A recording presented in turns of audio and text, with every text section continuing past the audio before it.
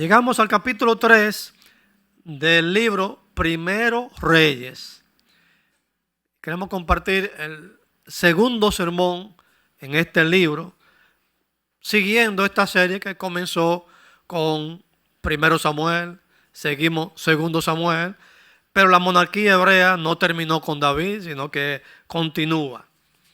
Llegamos al capítulo 3 de Primeros Reyes y en esta mañana vamos a tratar los versículos 3 hasta el 15 bajo el título Una petición sabia o una sabia petición. Desde siempre la oración es el recurso religioso, o mejor dicho, espiritual, para acercarnos a Dios en devoción y adoración. Pero también es el recurso para solicitarle los anhelos de nuestras almas y las necesidades espirituales o materiales que queremos que Él supla. Todos los cristianos sabemos que la oración es el recurso provisto por Dios. Dios es soberano, Dios conoce todas nuestras necesidades. Dios conoce todo lo que le queremos pedir antes de abrir la boca. Pero Dios inventó los recursos de la oración para que hablemos, para que nos acerquemos a Él. Claro, la oración no es solamente pedir. La oración es un recurso espiritual para la adoración también. Porque acuérdense que el Padre Nuestro no comienza pidiendo el pan nuestro de cada día. La oración del Padre Nuestro comienza diciendo: Padre nuestro que estás en los cielos, reconociendo su posición de majestad, su posición de soberano, su posición de autoridad. Comienza por ahí la oración. O sea, que la oración comienza con adoración. Adoración a Dios. Venga tu reino, hágase tu voluntad. Reconoce toda la autoridad, toda la soberanía de Dios. Y luego por ahí como el tercer, cuarto lugar que dice: el pan nuestro de cada día, dánoslo hoy. Ahí viene una petición. Pero primero viene esa adoración, esa alabanza, ese reconocimiento de quién es esa persona a quien dirigimos nuestra oración. Pero sabemos que una parte de la oración también es el pedir. Aunque muchas veces los cristianos hemos pecado de convertir la oración en un 99% de pedidera. Pero la oración es adoración y alabanza. Y un por ciento también contiene petición. En su sermón del monte, que abarca el capítulo 5, capítulo 6, capítulo 7 del Evangelio de Mateo, Jesús dedicó 2 segmentos al tema de la oración. En el primer segmento aparece en el capítulo 6, versículos 5 hasta el 15. En ese segmento, Jesús lo que hizo fue corregir algunos errores que se cometen en la oración. Por ejemplo, orar con hipocresía. Jesús dijo: no oren como los hipócritas, que piensan que por su vana palabrería, tener mucho verbo y muchas palabras sofisticadas y bonitas y eso, por eso serán oídos. El Señor comenzó corrigiendo o criticando la oración o las oraciones que hacían los fariseos, orando para ser vistos y escuchado por los demás. Oye, pero qué bonito ora, ese debe ser un cristiano muy bueno. Oye, qué bien se expresa, con qué respeto, con qué delicadeza se dirige a Dios. Claro, no estoy diciendo que no lo haga. Hay que dirigirse a Dios con responsabilidad, con reverencia. No podemos pretender que cuando hablamos con Dios estamos hablando como con qué sé yo, la pareja que tenemos, o el vecino, o el amigo. Estamos hablando con el Dios de los cielos y la tierra, el Dios soberano y lleno de autoridad. Tenemos que hablar con Él y dirigirnos a Él con toda reverencia y obediencia y humildad. Jesús corrigió esa hipocresía que algunos tienen en el momento de la oración. Hipocresía de palabras bonitas, pero que no se respaldan con la vida. También Jesús habló en contra de las vanas repeticiones, es decir, oraciones prefabricadas, preconstruidas y repetida como una fórmula mágica. Que se repite siempre como la misma oración, como que la escribimos en una hojita y nos la aprendimos ya. Y esa es la que tiramos siempre. Cambia el CD, póngalo en la OB también. Haga una oración diferente. Ore espontáneamente desde su corazón hacia Dios. La oración no es una experiencia de repetición. La oración es una práctica espiritual original cada vez que se hace. Cada vez que se hace la oración es una experiencia nueva. Como dicen los salmos a veces, dice, cantad a Jehová cántico nuevo. No significa, ese nuevo no significa que la semana que viene se aprenda un canto nuevo. Es que cada vez que hacemos un canto para el Señor, sea como nuevo en el corazón y en el alma, que despachan esa alabanza, ese cántico hacia Dios. Asimismo, la oración. Entonces, Cristo, en ese segmento que estamos analizando, ofreció una especie de modelo de oración, no para ser repetida, sino para enseñar qué elementos deben estar presentes en nuestras oraciones. Mateo capítulo 6, del verso 9 hasta el 13. El segundo segmento que Jesús dedica al tema de la oración dentro del Sermón del Monte es en el capítulo 7 de Mateo, versículos 7 al 12. En ese segundo segmento, Jesús comenzó diciendo, Mateo 7:7, pedid y se os dará, buscad y hallaréis, llamad y se os abrirá. 3 mandatos: pedir, buscar y llamar. Para Dios la oración son estas 3 cosas. Cuando un creyente desde el fondo de su corazón, con toda sinceridad, ora a Dios, pide, busca y llama. En la oración, el cristiano se acerca a Dios para pedir, para buscar, para llamar al trono de la gracia de Dios, esperando y confiando que sus oraciones, sus peticiones serán escuchadas por Dios y serán respondidas por un Dios de gracia, un Dios de amor, que ama a sus hijos y está lleno de bondad para con sus hijos, para responder sus oraciones. El hecho de que Dios responde no significa que va a responder como yo quiero, pero va a responder como Él quiere. El problema es que no siempre sabemos cómo pedir y qué pedir, de tal manera que Dios nos dé lo que pedimos. Otra cosa, no todo lo que deseamos se pide a Dios. Y no todo lo que pedimos lo necesitamos realmente. Si fuésemos sinceros con nosotros mismos, tenemos que reconocer que a veces pedimos cosas como los muchachos solamente porque yo quiero pedir eso. Pero realmente en el fondo necesito eso.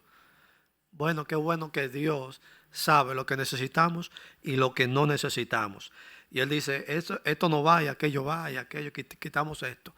Porque a veces pedimos solo por pedir. Jacobo, el medio hermano del Señor, en su escrito, la epístola Santiago, Jacobo y Santiago, es el mismo nombre, habló acerca de 2 razones por las que no recibimos lo que pedimos. Y él dijo que en primer lugar, no recibimos lo que pedimos porque pedimos con falta de fe. Pedimos con falta de fe. Dice Santiago capítulo 1 versículo 6. Pero pida con fe, no dudando nada, porque el que duda es semejante a la onda del mar, que es arrastrada por el viento y echada de una parte a otra. Si vamos a pedir a Dios algo, pero en el fondo no creemos que Él es capaz de dárnoslo, entonces, ¿qué clase de fe estamos mostrando cuando estamos pidiendo tal cosa? Segundo, Santiago dice que no recibimos lo que pedimos porque pedimos por motivos y propósitos indignos o malos. Dice Santiago capítulo 4, versículo 3, pedís y no recibís porque pedís mal para gastar en vuestros deleites. Señor, yo quiero un avión, ¿por qué? ¿Qué tú vas a hacer con un avión? No, porque yo quiero un avión. Pero ¿para qué tú quieres un avión? Señor, no, Señor, yo quiero una casa con 40 habitaciones. ¿Pero para qué tú quieres 40 habitaciones? Yo creo que una casa con 3 o 4 te resuelve. Pero que son tú y tu esposa y un niño. ¿Para qué quieres 40? Pero a veces pedimos más, no queremos cosas porque no soportamos que el vecino, que el amigo tiene más que nosotros. No, yo soy hijo de Dios, tiene que darme más para que él vea que Dios me bendice. No.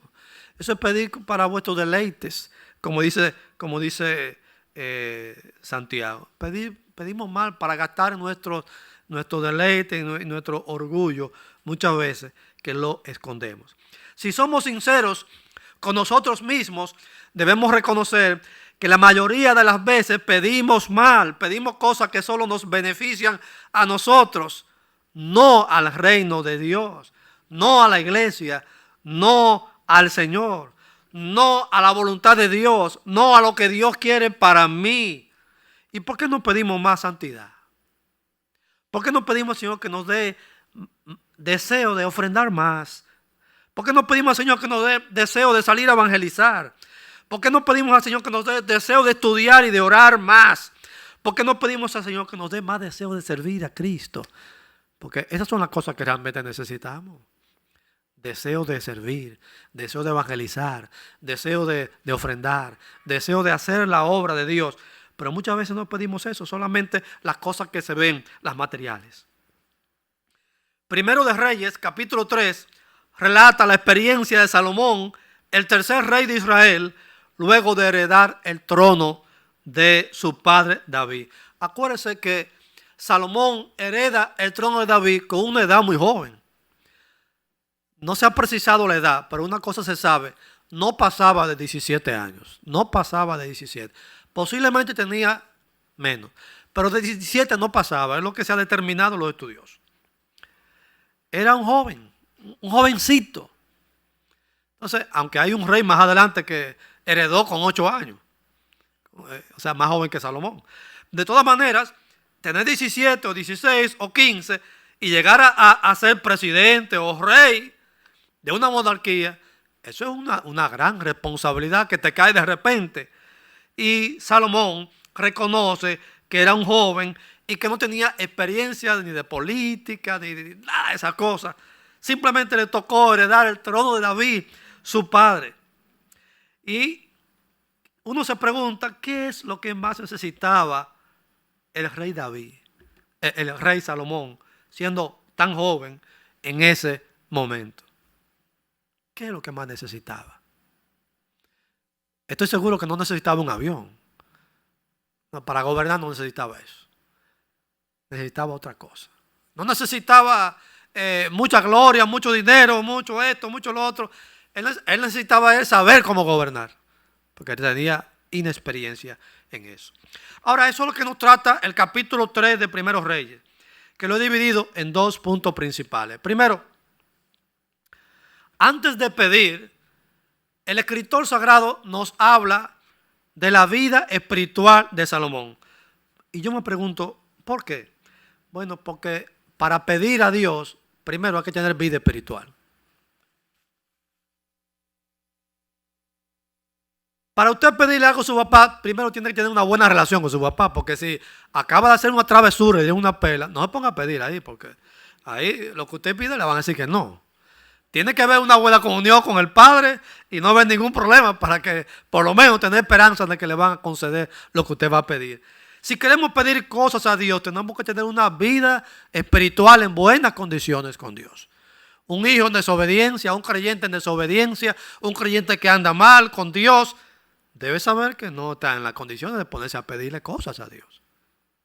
Va a tener la puerta cerrada. Por eso me gusta que el autor de este libro comienza diciéndonos de la vida espiritual de Salomón en ese momento. Y dice el versículo 3, mas Salomón amó a Jehová, andando en los estatutos de su padre David, solamente sacrificaba y quemaba incienso en los lugares altos.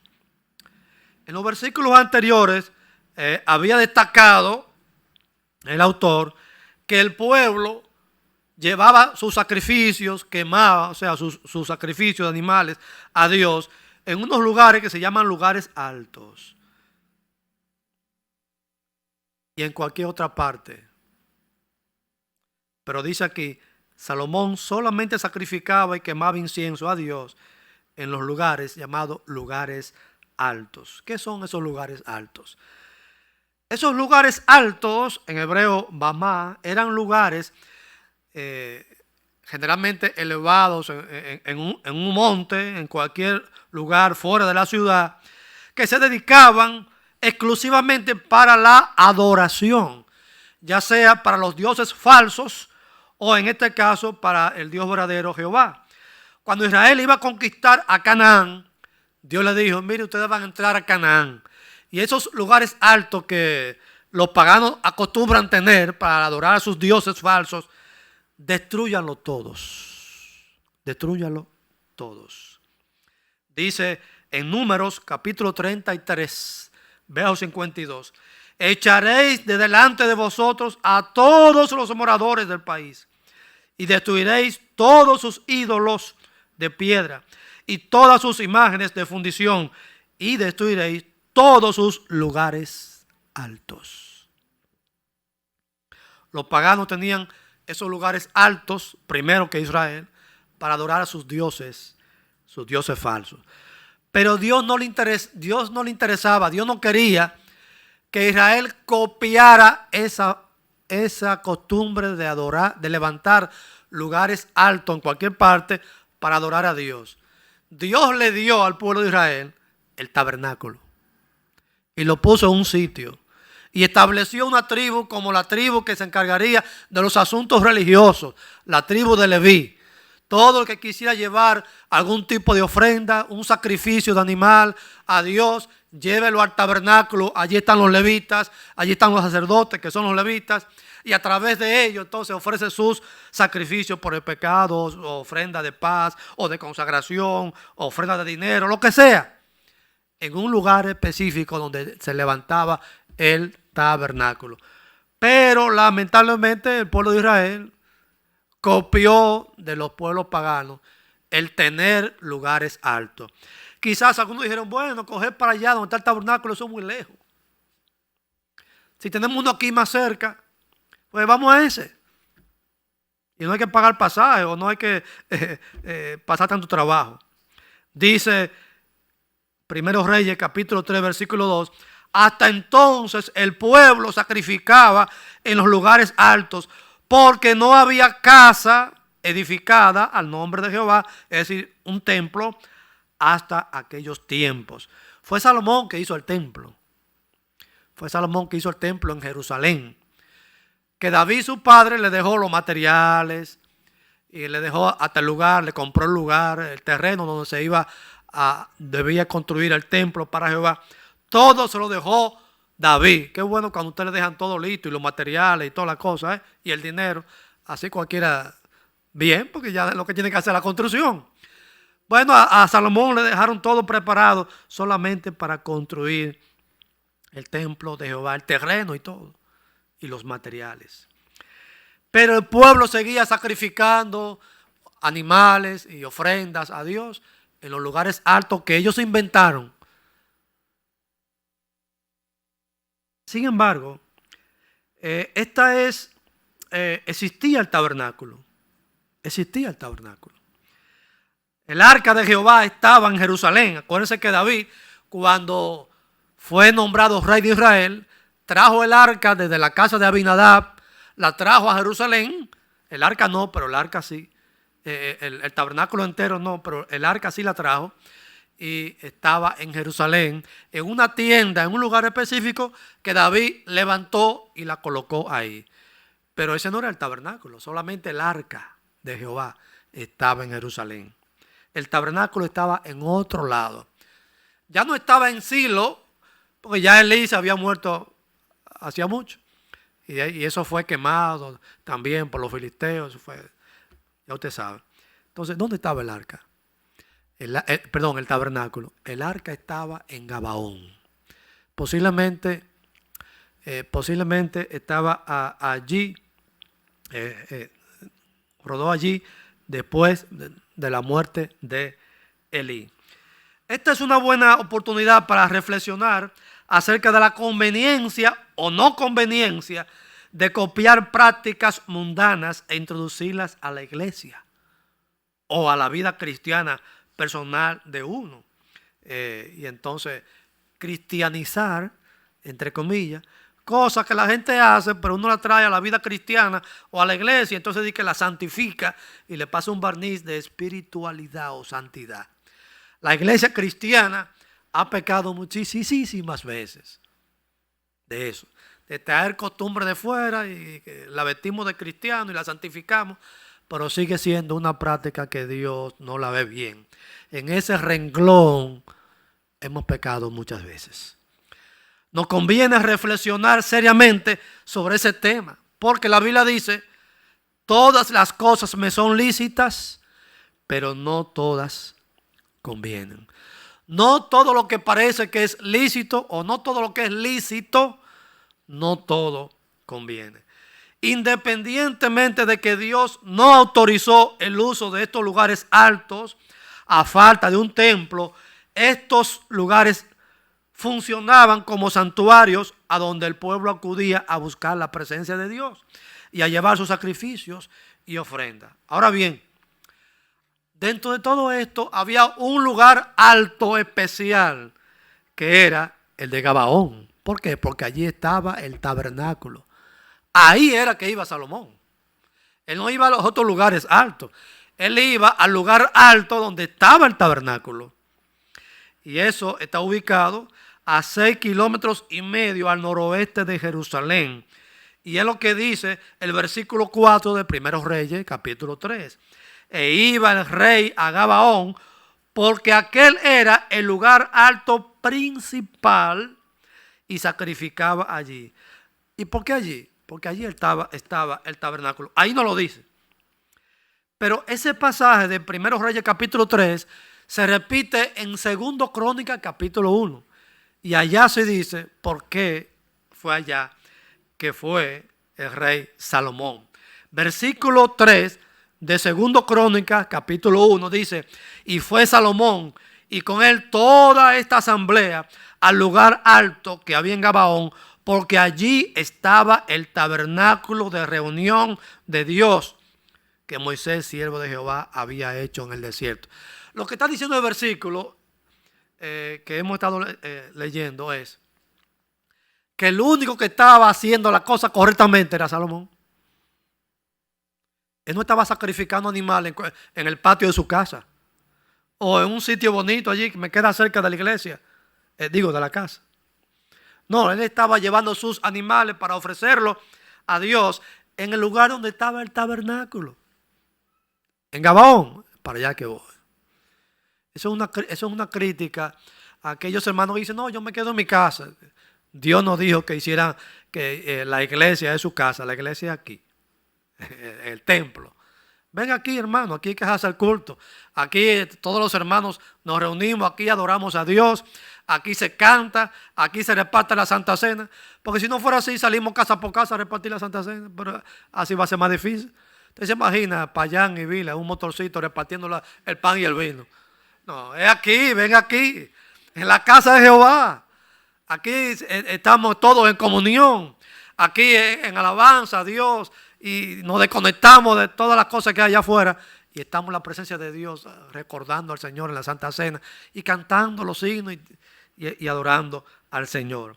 En aquella ceremonia el rey Salomón ofreció 1,000 holocaustos. ¡Wow! 1,000. ¿Para qué tantos?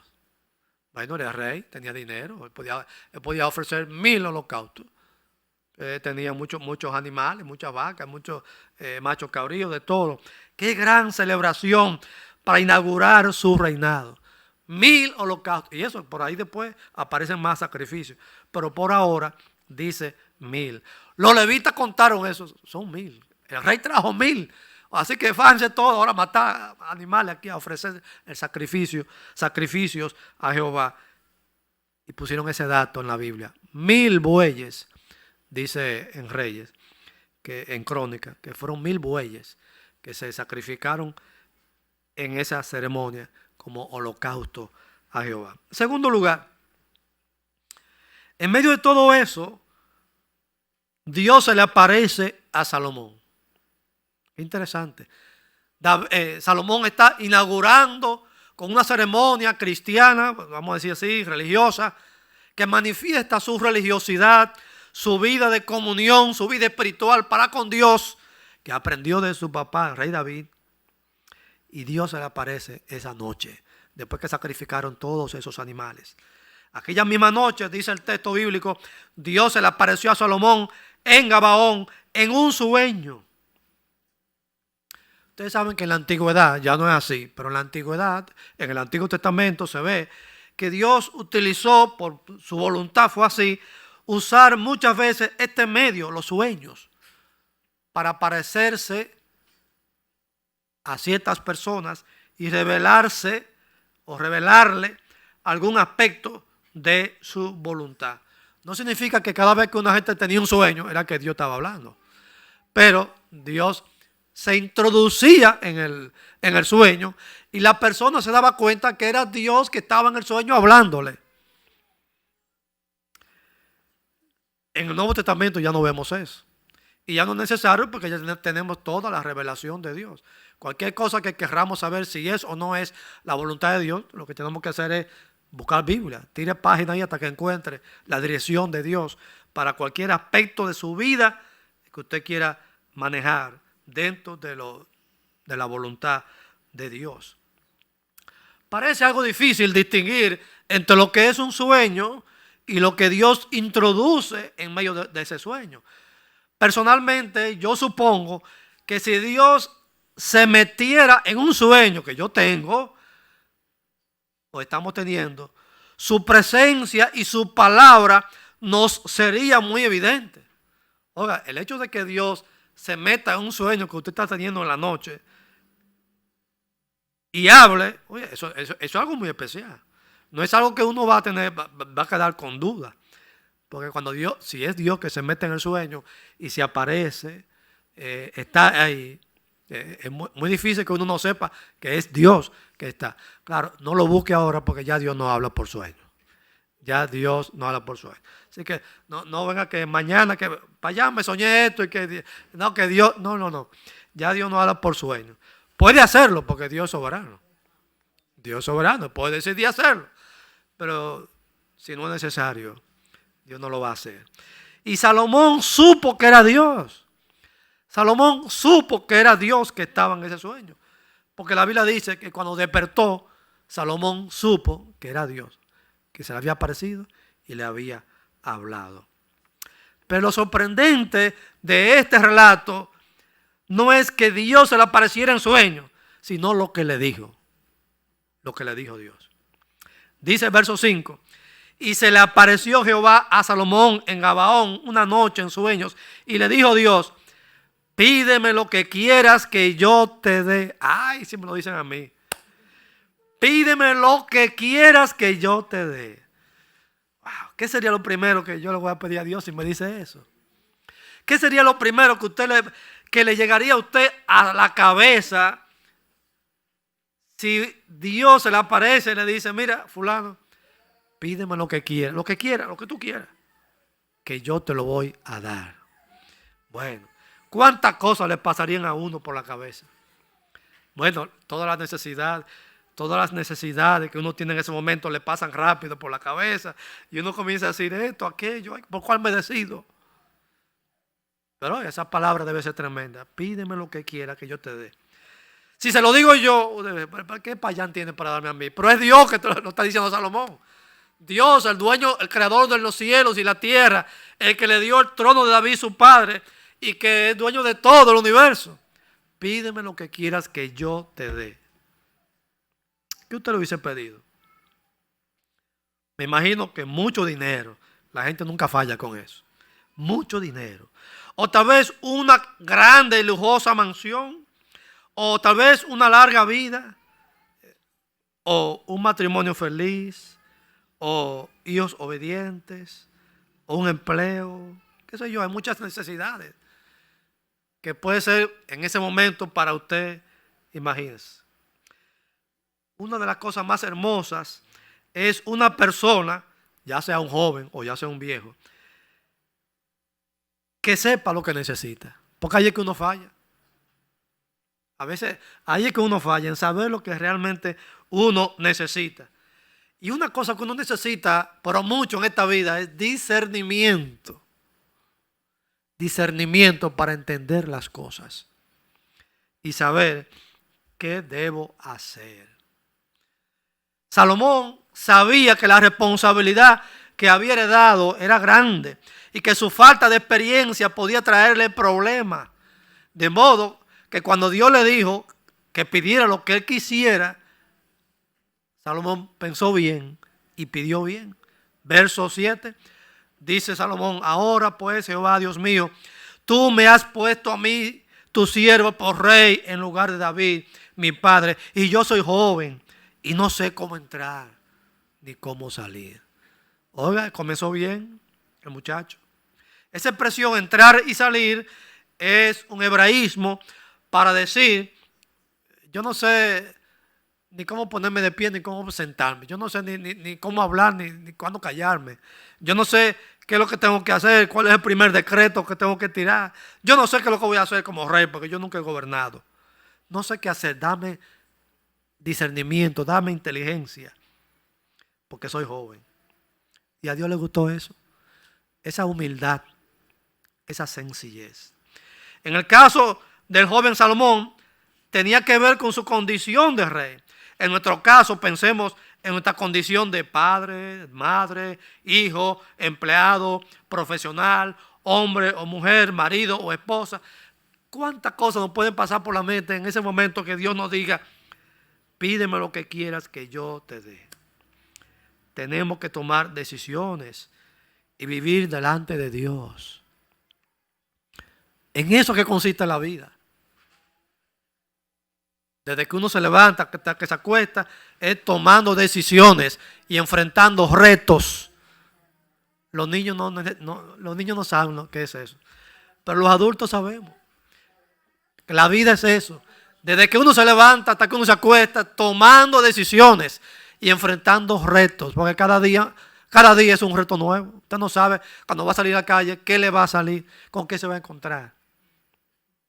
Y va a tener que tomar decisiones que quizás no tenía, ni se imaginaba que iba a tener que tomar decisiones en tales casos. Los adultos sabemos bien que muchas veces hemos tenido que aprender a base de tropezones también. Yo creí que iban a decir amén. Porque es verdad, a veces, hermano adulto, tenemos que confesar, a veces hemos tenido que aprender a base de tropezones. Porque no lo sabemos todo. No lo sabemos todo. Y tenemos que reconocer que a veces hemos aprendido en base a tropezones. Porque sin nadie que nos oriente y nos aconseje, o porque no quisimos buscar consejo, pero tratando de hacer lo mejor. Yo traté de hacer lo mejor, pero no me salió bien. Gracias a Dios tenemos la palabra de Dios, que es la mejor consejera para los jóvenes y para los viejos también. El joven cristiano tiene mejores recursos porque tiene al Señor. Tiene su palabra. Tiene el Espíritu Santo para guiarle. Y si tú quieres que te vaya bien, busca en la palabra de Dios la sabia dirección del Señor. El problema es que a veces cuando estamos jóvenes no queremos buscar esa dirección. Tenemos que ser sinceros.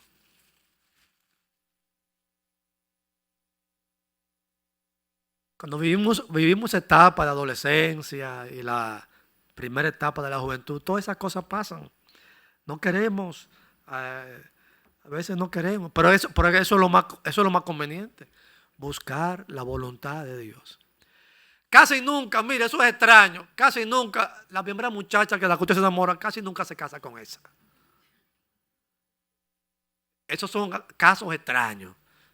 Entonces, uno se enamora la primera vez y dice, ya, esa es. Y uno por ahí, esa es. Pero no siempre es así. Bueno, hay muchos casos que con la primera que usted se enamora, se casa con esa, pero esa no es la mayoría de las veces. Entonces, lo mejor es, ¿verdad? buscar los consejos de los viejos y buscar también la voluntad de Dios. Siempre uno tiene que buscar la voluntad de Dios. Hay menos posibilidad de equivocarse si uno busca consejo. Si uno busca consejo. Cuando Josué le tocó heredar a Moisés en el liderazgo del pueblo de Israel, Dios le dijo en Josué 1:8, nunca se apartará de tu boca este libro de la ley, sino que de día y de noche meditarás en él, para que guardes y hagas conforme a todo lo que en él está escrito, porque entonces hará prosperar tu camino y todo te saldrá bien. Oiga, entonces es que te va a ir bien. Entonces es que te va a ir bien. ¿Qué te cuesta preguntar? ¿Qué te cuesta preguntar? Pregúntale a papá y a mamá, ¿qué te parece esta muchacha o este muchacho? Y sobre todo pregúntale a Dios, ¿qué te parece, Señor? Yo no sé si es un buen cristiano, pero tú sabes. Pregúntale a Dios a ver qué te dice. Busca la voluntad de Dios. Necesitamos discernimiento en la vida. Necesitamos la voluntad de Dios. Sabiendo que su juventud lo hacía vulnerable a muchas equivocaciones, el joven Salomón le pidió una sola cosa a Dios. Dame discernimiento para saber cómo juzgar a este pueblo. Dice 1 Reyes capítulo 3, versos 9 y 10. Da pues a tu siervo corazón entendido para juzgar a tu pueblo y para discernir entre lo bueno y lo malo. Y agradó delante del Señor que Salomón pidiese esto. Tanto le agradó a Dios que le dio hasta lo que él no pidió. Salomón no le pidió dinero, Dios le dio dinero. Le dio riqueza en cantidad de muchísimas cosas. Y le dio entonces lo que él pidió. En el versículo 12 Dios dijo, te he dado corazón sabio y entendido. Tanto que dice la Biblia que venían de todas partes, de los reyes de la tierra y de los rincones de la tierra, venían a oír la sabiduría de Salomón. Oh, pero este hombre, un hombre fuera de serie. Un hombre especial. Venían de lejos a escuchar la sabiduría. Dice 1 Reyes, capítulo 4, verso 34.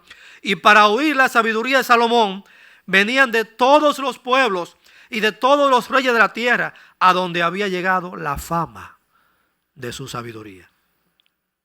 Y con esta sabiduría, otorgada por Dios, Salomón llevó a Israel a su gloria más alta en toda la historia de la monarquía hebrea.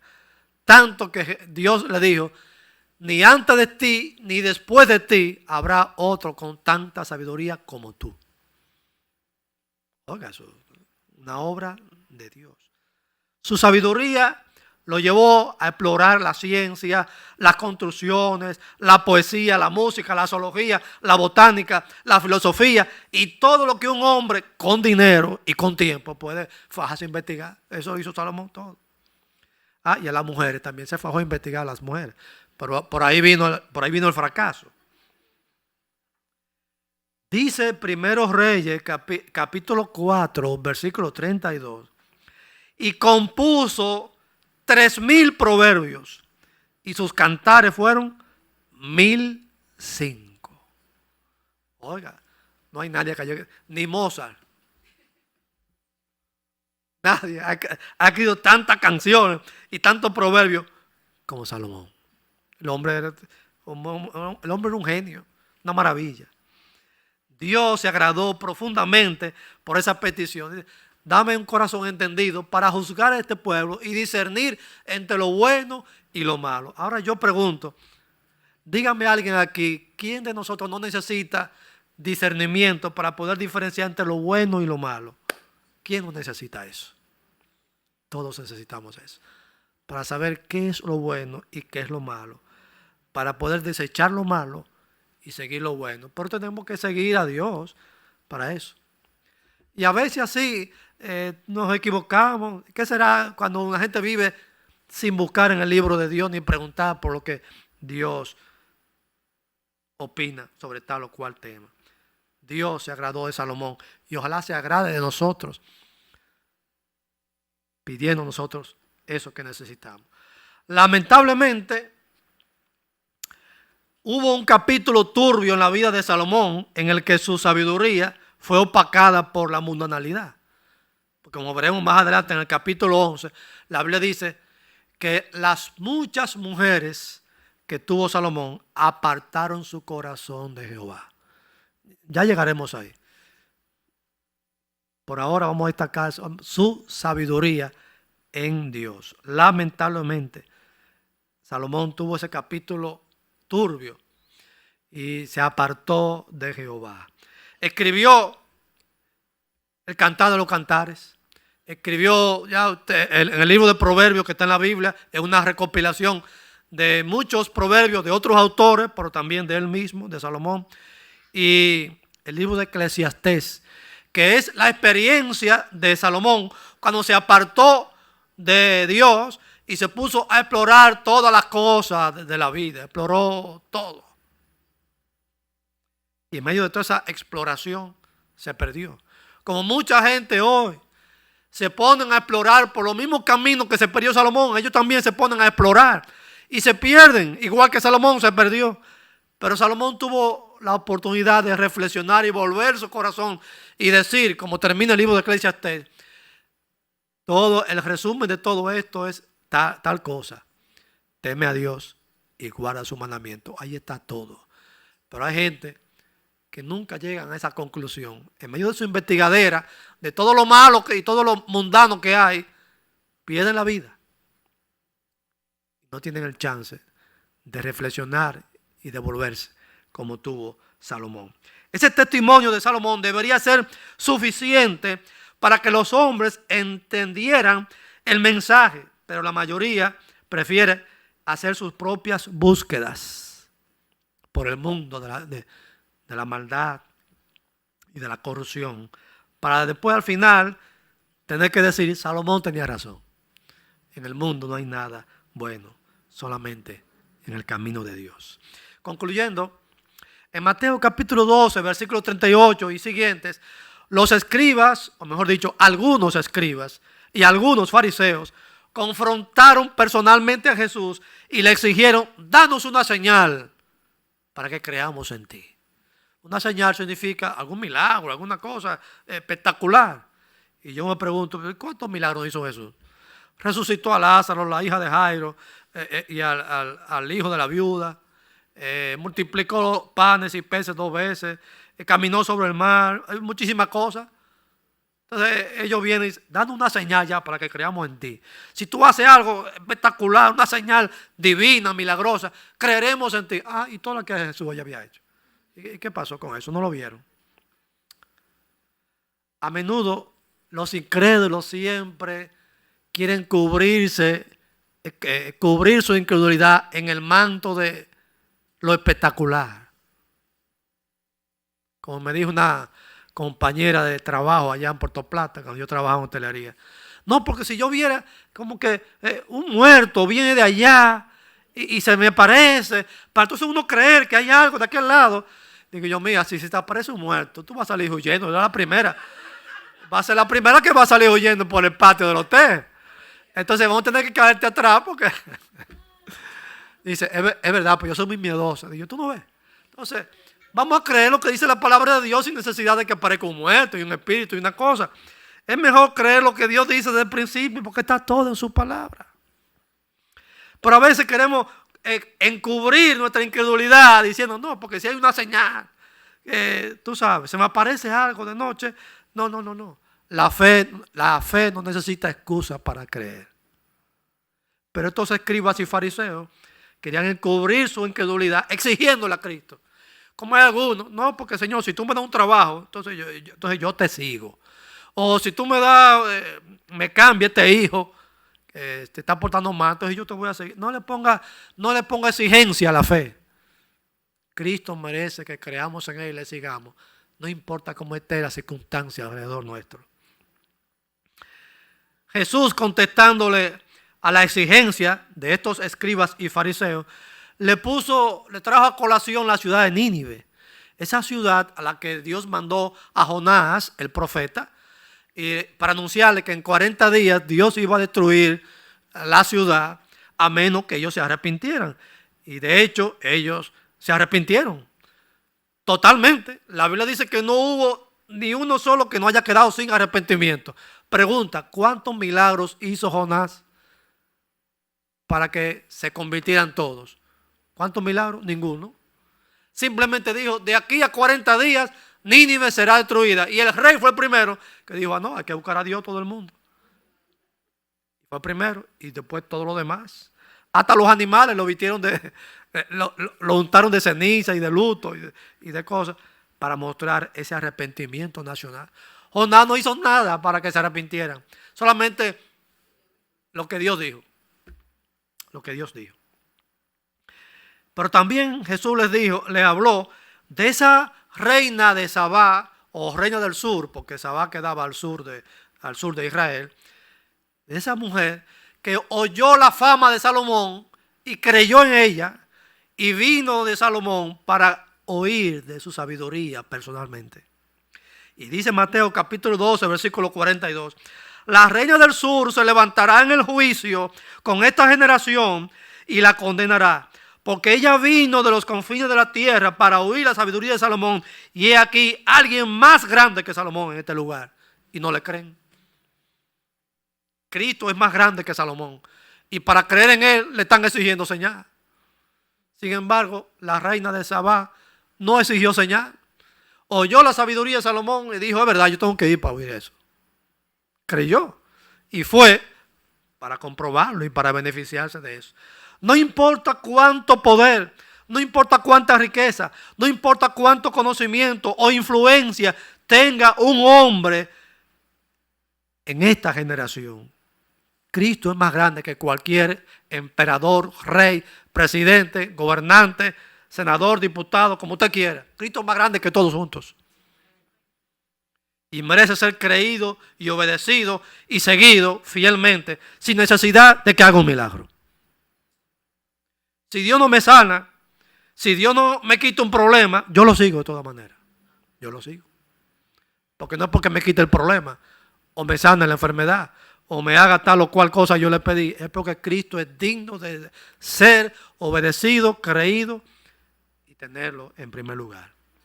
En su epístola a los Colosenses, que estaban siendo influenciados por la naciente doctrina de los gnósticos en ese tiempo, que veía a Cristo como, no como Dios verdadero, sino como uno de esos seres divinos, pero no el Dios verdadero, sino un ser más o menos divino, de que salieron de Dios en la creación.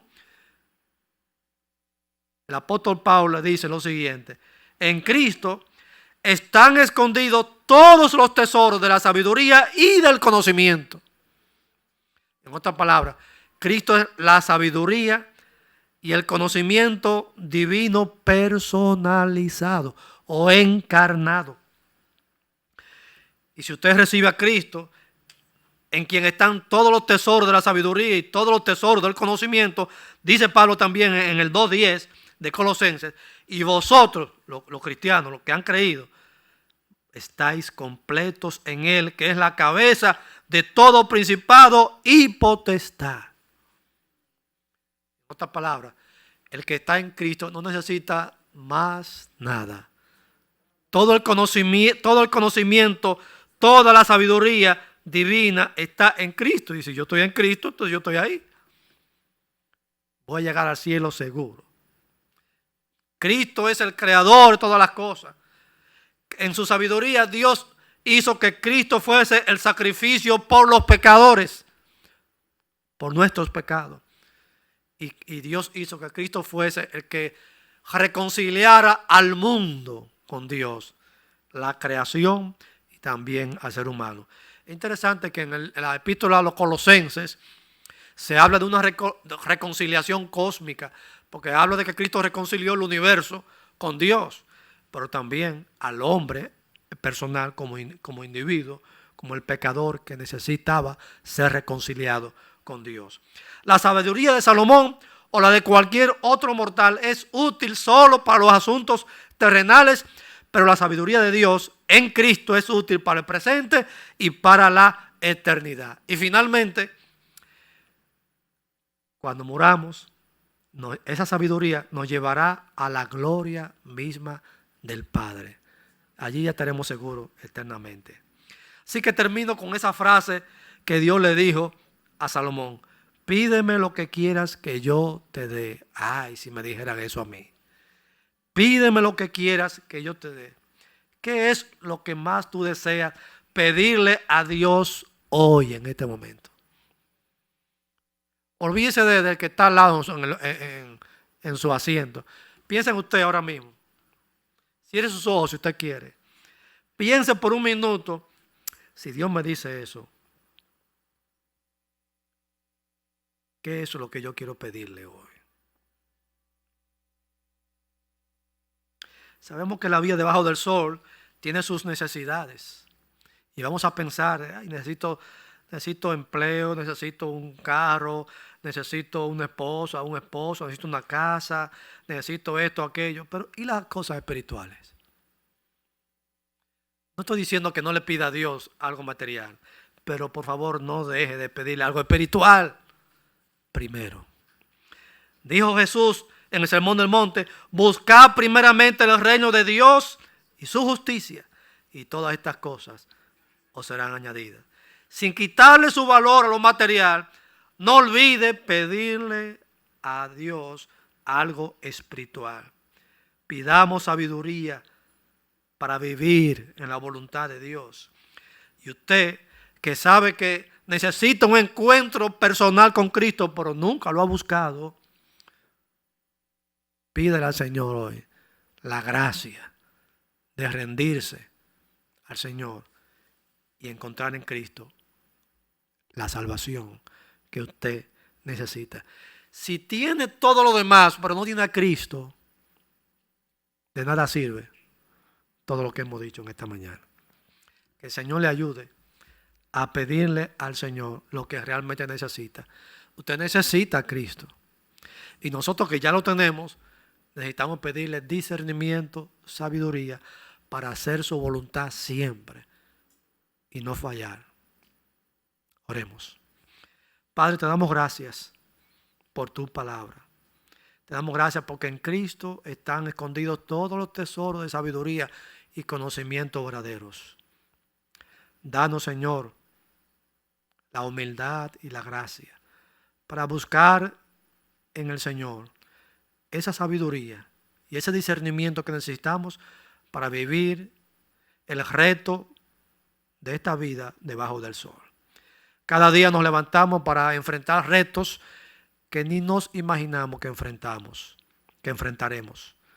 Pero ayúdanos como cristianos a buscar siempre tu voluntad antes de actuar. En el nombre de Jesús. Amén.